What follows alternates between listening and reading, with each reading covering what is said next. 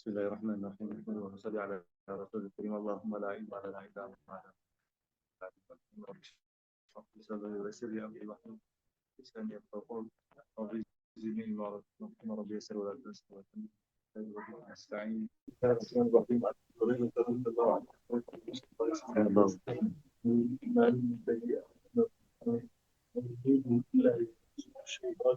حين يولد فيستهين صارخا من بث الشيطان وغير مريما وضربها أتدخل عليها صبور صلى الله عليه وسلم بدأ إليكم إنسان آدم فاستدل الشيطان تجد الموت سبب الراوزن راوزن مساج الشيطان بسيد مريم عليه.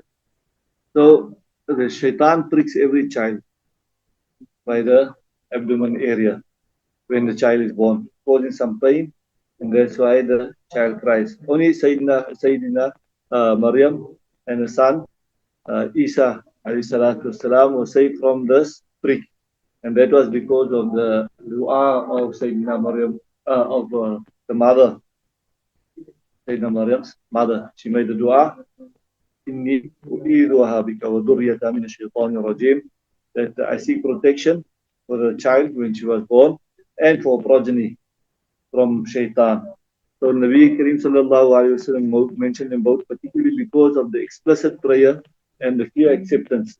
This does not mean that now shaitan has tricked all the other Anbiya alayhi salam. No. And shaitan caused him difficulty. No, it does not mean that. Also, it does not mean that shaitan has power to ruin everybody. He only has this much of power and is unable to cause harm or exceed the limits that's fixed for him. Salam.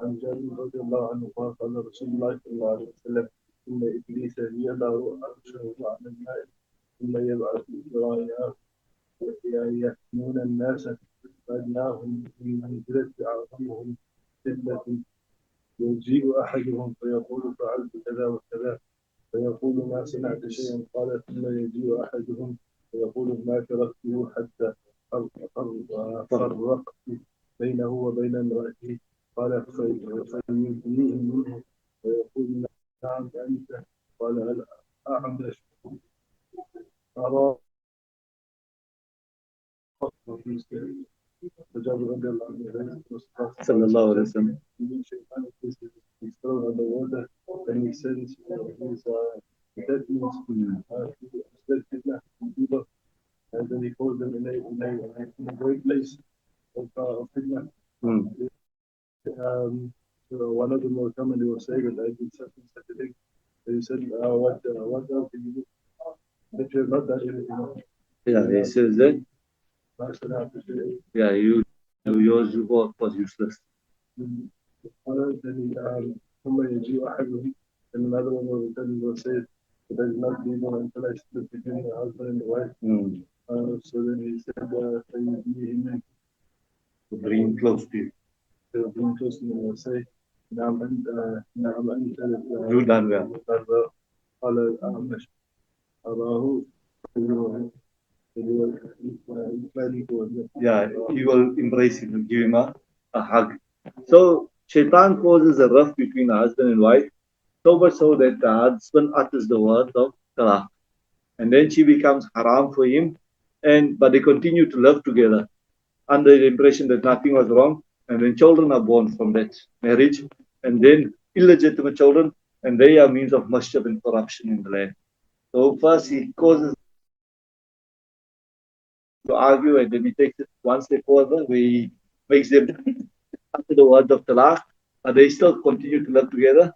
So that's when shaitan becomes happy, because now they're living in sin, complete sin, and they're doing so much of sin, so then he becomes very happy. عنه قال قال رسول الله صلى الله عليه وسلم فقد أنس من أن يعبده المشركون في جزيرة العرب ولكن في تفتيش بينهم المسلم. So جابر رضي الله عنه يسأل رسول الله صلى الله عليه وسلم قيل الشيطان هل أي سائل أن يعبده المسلمون الذي عبد. No, he lost hope. He lost hope that the Muslimun, those who are rightly guided will worship him. Yes. In the peninsula, however, he hopes to cause disruption to him. Yes. So Islam was so well grounded amongst the people there that there was no hope of them going back to idol worship, no matter what. So even Shaitan lost hope that he'll never be able to get them to do idol worshipping. However, Shaitan retained hope of causing differences between them and making them quarrel and argue amongst each other. During this time, he succeeded in making them uh, even become apostates. But then too, even when they became apostates, they never took up idol worship because idol worship became so hated to them that they would never even think about doing idol worship, even if they want to become a false Nabi. Musaylim al-Kadhab claimed to become a Nabi, a false Nabi.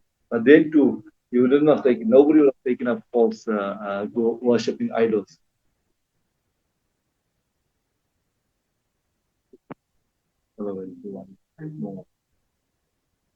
بسم الله الرحمن الرحيم. وعن ابن عباس رضي الله عنهما عن النبي صلى الله عليه وسلم جاء رجل فيقول اني احدث نفسي بشيء لان اكون ثمامة احب الي من ان اتكلم به.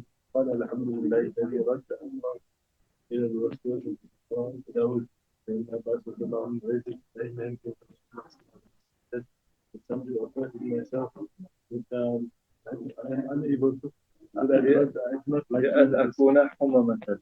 rather be charcoal that I love, that I rather speak about. I would love to be charcoal instead of speaking about it.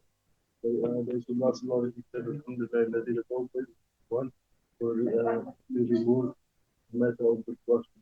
Yes. The Nabi Kareem sallallahu alayhi wa sallam managed to convince the Sahabi radiallahu ta'ala that you would not be questioned for the thought, nor would you be punished because it was just a thought. But had it gone beyond the thought, meaning had he put it into action, but he assured him that Iman was perfectly alive in him, and because it just remained a thought, he would not be punished for it. And the Sahabi himself mentioned that rather be charcoal than even speak about it. So you would never have even acted upon